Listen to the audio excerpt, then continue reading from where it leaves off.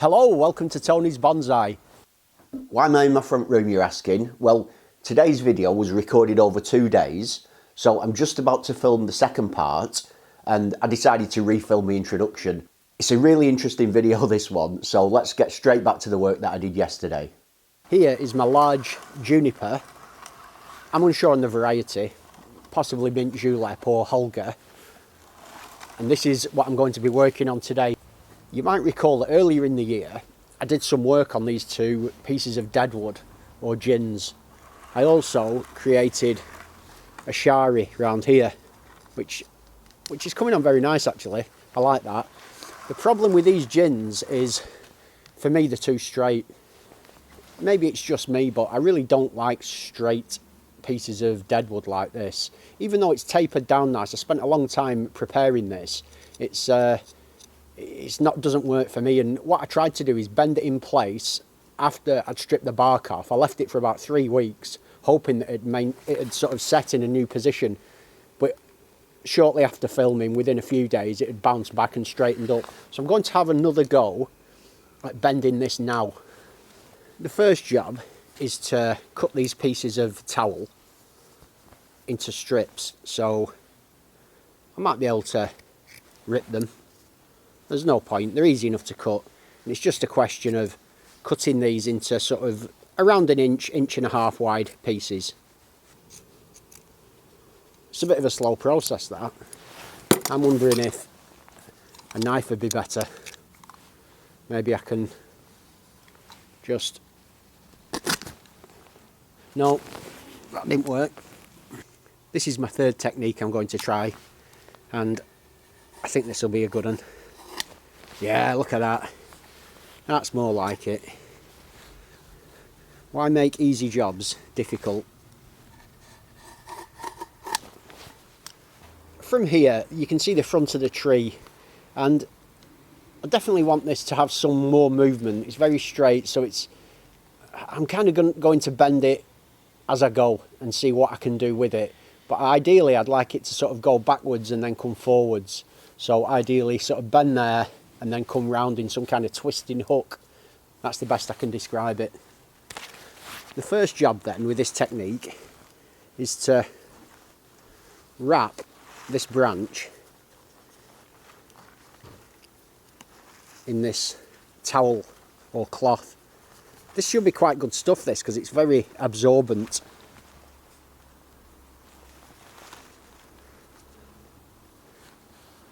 And you go all the way up, wrapping it like this, all the way to the end. And then we wet it.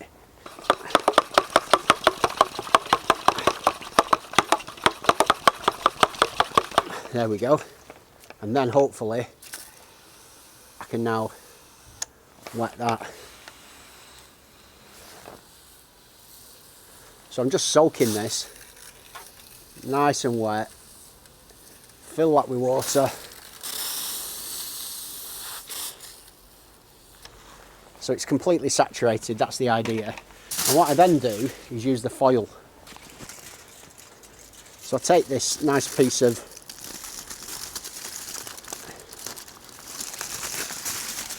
well, I call it tin foil.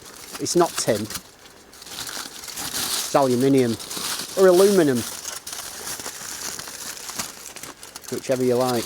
And I'm just wrapping this in this, and the idea being that as this heats up, give it a bit of a squeeze so the foil's in contact with that wood. And the idea is that when I heat this up now, it'll steam the wood.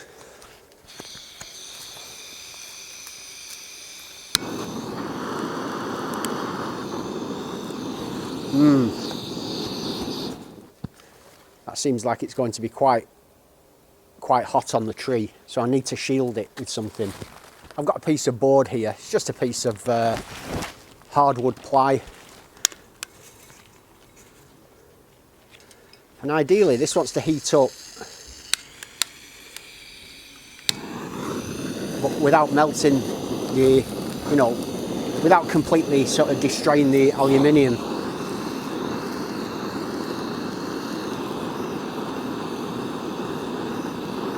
So I don't want to go too close with the burner, otherwise it'll go red hot like, see that? And that'll destroy it. So I'm just gently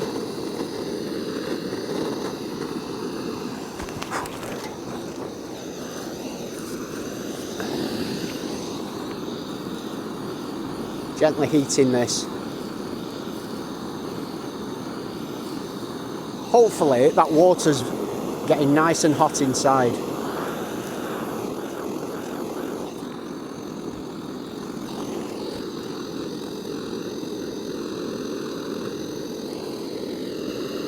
Seems like there's steam coming out now of that. So I'm going to turn that off if I can. Turn that off. Tree's nice and cold still. And then I need to bend this.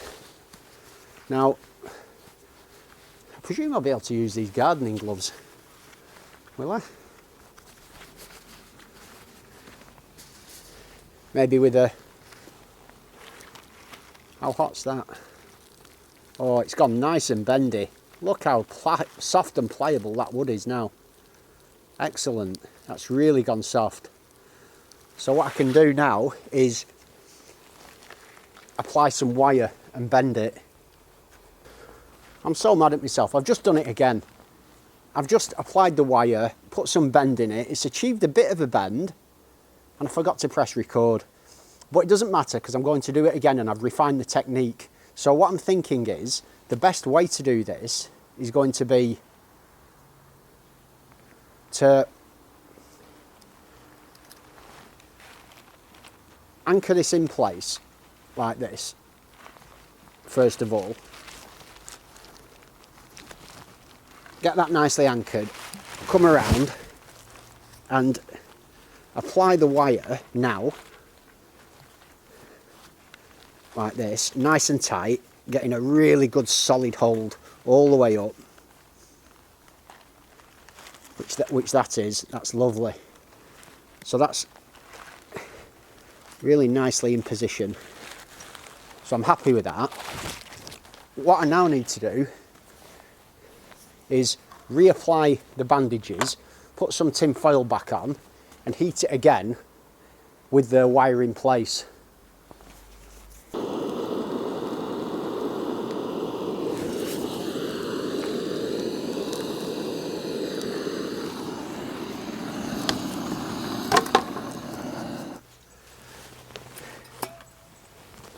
Right, I was beginning to see steam coming out of the foil there, so I think that's my clue that the water's boiled and I can remove this.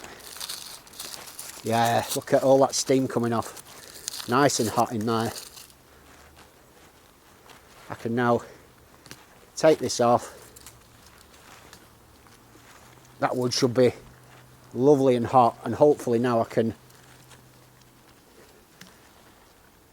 get a significant bend in that, like that, further than I want, because I know it'll spring back.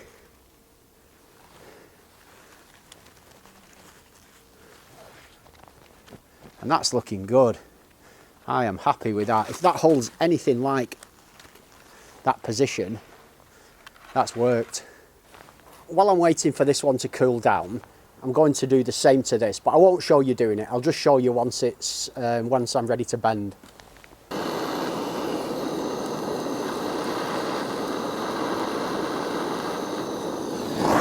Right, there's some nice steam coming out of that now, so I've got that to the point that I need to. As I say, I wrap the wire around it, wearing my gloves. I'm not doing this without gloves. So in terms of the design of this branch, oh yeah, there's nice steam coming out of that. That's cooked it nicely. Lovely.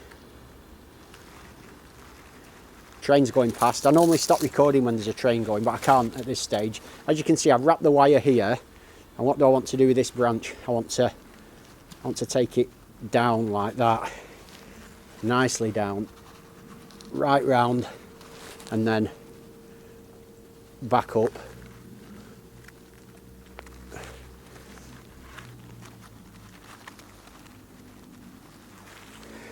So this technique's really allowing me to put some good movement into that, even a bit of side movement, even like that.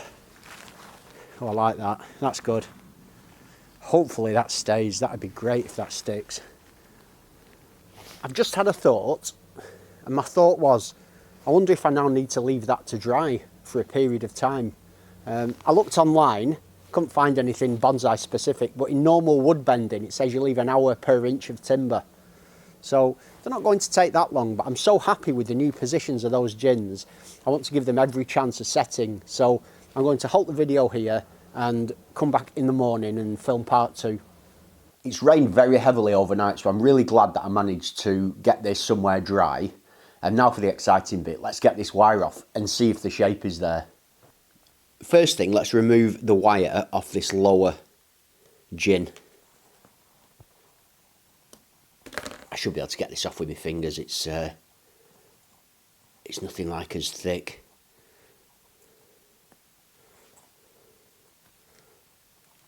So with a bit of luck, this holds the shape. Oh, and it is doing, look at that. Beautiful. Oh yeah, that's worked really nicely. It's, as I rotate that, look at that. Lovely. It's got a nice up and down, and then up there.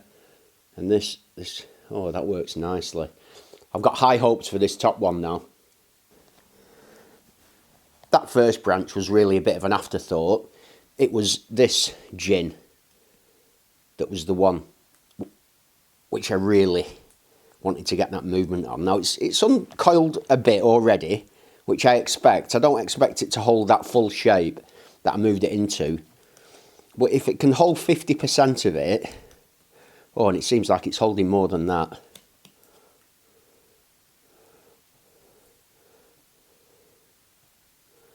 Oh yeah. What a good technique this is. This really seems to work well. I was not hoping for anything like this kind of success, because the traditional technique, which was the one that I used, I used initially, should I say, which is stripping the bark and then letting it dry, didn't really work, whereas this seems to have added some lovely movement to that gin. I mean, that's gorgeous, look at that. It's a bit burnt on the end where I didn't quite cover it with foil, but that's fine. That's we just call that character.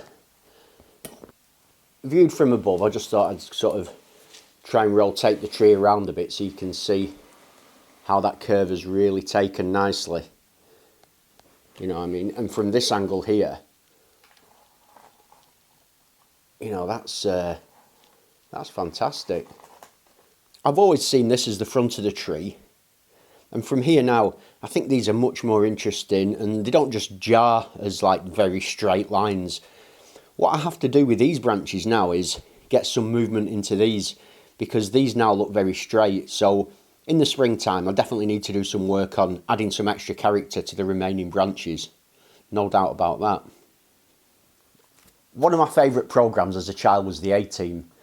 And Hannibal always used to say, I love it when a plan comes together. And this feels like a plan that really came together. So hopefully people out there are going to have a go at this technique themselves.